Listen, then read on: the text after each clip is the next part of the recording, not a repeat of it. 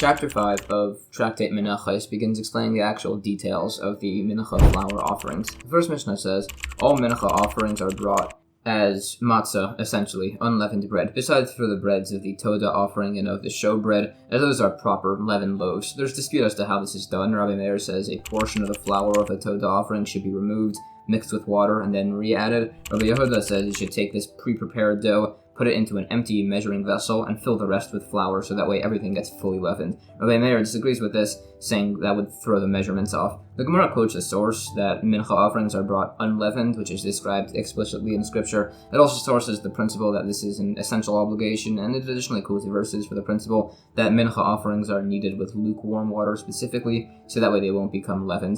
It mentions a time the sages engaged in a discussion on all this. A number of verses are expounded on, for instance on the verse, "What is my beloved doing in my temple?" which some interpret to be an additional reference to Avraham standing in the ruins of the temple and praying to God on our behalf. It said that Jewish people are compared to an olive tree whose leaves don't fall in the summer or winter, showing that all Jewish people will never be nullified, not in this world or the world to come. It's also said we're compared to the olive tree to represent that just as olives only release oil when pressed, so too the Jewish people will only return to the right path through suffering. Anyways, Rabbi Yehuda said dough is brought from elsewhere and has flour filled around it. And Rabbi Meir criticized this, saying the measurements would then either wind up deficient or excessive. This would be if the flour is either too thick or too thin accordingly, as the pre-added dough has a distorted measure of water. Instead of the recommended methods, it suggests possibly taking a bit of the used flour, separating it, and adding water, and then eating it back with the remainder. But that explains that wasn't done, as people would then think it's allowed to bring dough and add it to a pre-measured amount of flour. It's a dispute if leavening this mincha offering with apple juice is allowed. It is, however, ruled that dough leavened with terumatized apple juice makes the whole thing terumatized, as it was partially leavened through this process. The sinner's mincha offering is brought with just dry flour, but some say you can add water. There's a dispute if you can do this, based on if the requirement that it be dry is from any oil or from any liquid in general. It discusses similar instances of measurements by other offerings, as discussed. Regarding offering measurements that have shrunk, it's said they're assessed by their current volume. Others evidently disagree with this, saying we assess based on the initial volume, as quoted from some principles of tithes. The example given was with dried figs, and it was said to be assessed according to its current volume, but others say that's just unique, as you could cook dried figs and have them unshrink. Related, it said that if it's the custom of the locale, you can separate ma'aser tithes from fresh figs for dried figs, specifically in reference to if there's no available kohen. But we do not separate ma'aser tithes from dried figs for fresh figs, even if that's the local custom, even when there is a kohen. It explains that this is talking about two different cases where there is and is not a kohen, as that's better than interpreting it than two different opinions. New Mishnah. All mincha offerings are kneaded with lukewarm water, and they must be guarded so that way they don't become leavened. If the remnants become leavened, that's a violation of the commandment. Any mincha that you offer to Hashem shall not be prepared leavened. There would be liability for messing up the mincha offering with lashes, whether during the kneading step, the shaping step, or the baking step. The Gemara quotes additional sources for these. It discusses the principles that there's liability for leavening during every step of the mincha's preparation, which is discussed further. It additionally speaks on a number of other verses, speaking on the location in the temple courtyard by the altar as to which offerings were done in the north section. It attempts to prove that's where the paschal offering is done. Related to the last point of the mincha offering, it said if somebody baked a mincha offering and it becomes leavened, he's liable for 2 sets of lashes, for the shaping and for the baking, as he did both. There's a related dispute if a firstborn animal had a blood congestion, so they need to have their blood let. Some say it must be done where it won't make a legal blemish. Some say it can be done anywhere, so long as it's not then slaughtered due to the blemish, and some say it can even then be slaughtered due to the blemish, and a final opinion says letting blood just wouldn't be allowed, it must be left as it is. This is essentially a dispute as to whether a forbidden act is allowed if the forbidden result already exists.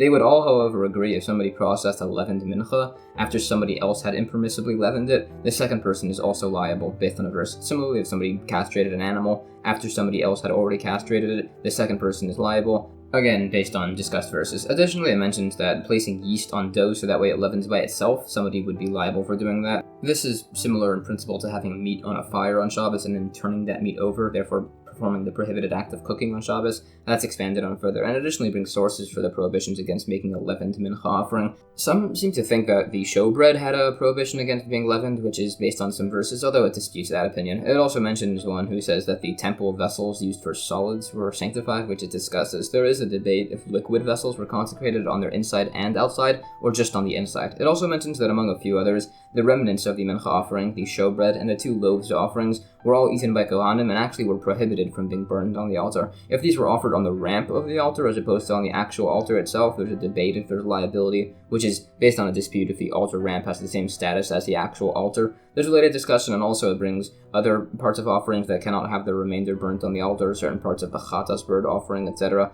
In fact, some hold the principle is that remainders of an offering cannot be burnt on the altar if it already had a sacrificial part burnt earlier, and others say there's a prohibition to burn the remainder if it's designated as an offering with that expression. There's a practical difference, as mentioned, as this prohibition would apply by the latter opinion to the meat of the bird chatas and the oil of the mitzvah offering also. It also sources the principle that there's liability for offering a partial measure of leaven, even less than an olive volume, or according to others, less than a kometz handful, or of a mixture of leaven and unleavened bread. The dispute, if it's about less than an olive's volume or less than a kometz handful, is on if there could be a kometz in less than 2 olives volumes. Related, if somebody offers leaven and honey on the temple altar, some say there's 3 prohibitions violated here: leaven, offering honey, which is also not allowed, and also for offering a mixture of these 2. Others say it's just a generalized prohibition of these, so there's only 1 set of lashes, and others say there's not even 1 set of lashes, as the prohibition was non-specific. New Mishnah. Some mincha offerings require oil and frankincense, some require just oil, some require just frankincense, and some require neither. The variants that require both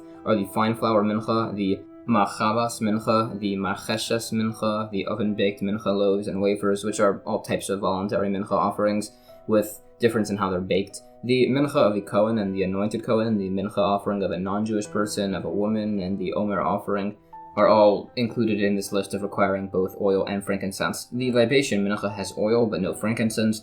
The showbread has incense but no oil. The 2 loaves, the sinner's mincha and the mincha of the sota, have neither oil nor frankincense.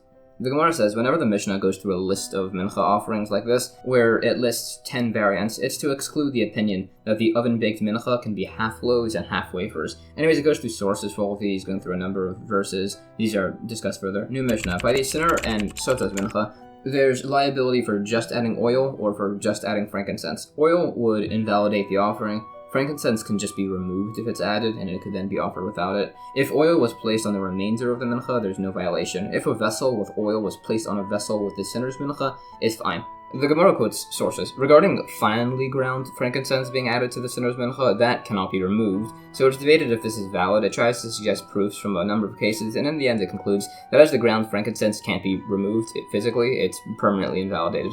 Additionally, this mincha offering with improper frankincense can still become invalidated through improper intent, which it discusses. Anyways, we said oil would invalidate a sinner's mincha. Some say this is even a tiny amount of an olive's volume. There's variation on this. It sources the remaining mentioned points from the Mishnah on adding oil to the remainder. New Mishnah. The following types of offerings required being brought to the southwest corner of the altar, but do not have to be waved. These are the soles mincha, the machavas mincha, the marcheshes mincha, the oven-baked loaves and wafers, the mincha of Kohanim and for the anointed Kohen, the mincha of non-Jewish people, of women, and of the sinner. Others disagree and say the mincha of the Kohen and the anointed Kohen did not require being brought to the altar, as they didn't require kemitza being removed, and any offering that doesn't require kemitza to be removed doesn't need to be brought to the altar. The Gemara says, again, whenever the Mishnah goes through a list of mincha offerings and it lists 10, it's to exclude the opinion that the oven-baked mincha can be half loaves and half wafers. Anyways, sources for all these are listed, making comparisons between different sorts and variants. These are discussed. New Mishnah. The following offerings are waved and aren't first brought to the southwest corner of the altar. The oil of the Mitzorah leper, his asham offering, the Bikurim tithe, according to one opinion, the sacrificial parts of the individual's shlamim offering for men and for women and for Jewish people, but not others, which will be explained.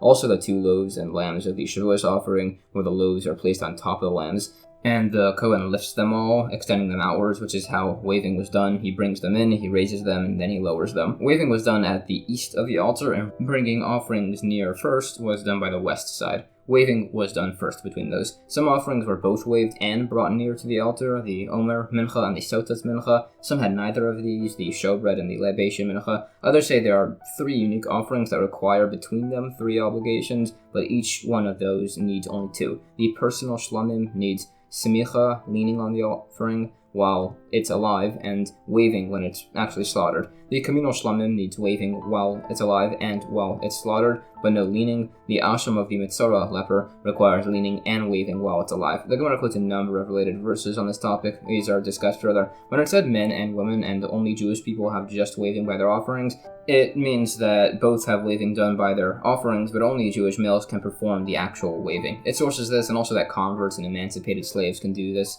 Additional sources are quoted. Anyways, it argues as to what the waving even represents. Some say that God is in all directions and rules the heaven and earth. Some say it's to pray for good weather. And the same dispute applies as to why we wave the lulav. It further describes the process of these offerings.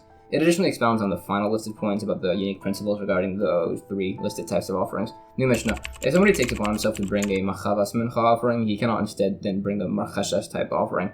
If he takes upon himself to bring a marcheshes type offering, he cannot bring a machavas offering. There's a dispute as to what the difference is between these types of offerings. Some say a marcheshes offering has a cover on it, unlike the machavas.